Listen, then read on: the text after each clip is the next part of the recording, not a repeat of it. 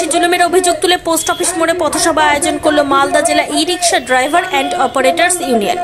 আগামীকাল এই নিয়ে পুরসভায় ডেপুটেশন দিতে চলেছেন সংগঠনের সদস্যরা। সংগঠনের জেলা সম্পাদক নিখিল দাস বলেন, মালদা শহরে বেশ কিছুদিন ধরে ই রিক্সা চালকদের ওপর জুলুমবাজি চালানো হচ্ছে। এর প্রতিবাদে আমরা আজ পোস্ট অফিস মোড়ে পথসভা করেছি।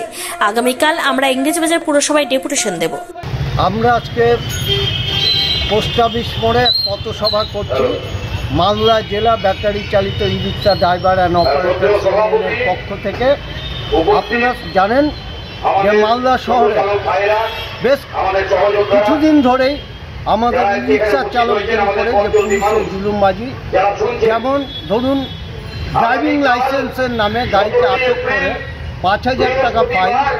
তারপরেও দেখা যাচ্ছে, এটা তো করছেই, তারপরেও সমস্ত ই রিক্সা চালকরা যখন প্যাসেঞ্জার তুলছে, পুলিশ প্রশাসন পেছন থেকে ছবি তুলে নিয়ে সেই 2,000, কাউকে 2,500, কাউকে 3,000 টাকার ফাইন কেটে তার বাড়িতে রসিদ পাঠিয়ে দিচ্ছে। এবার তারা জানতেও পারছে না যে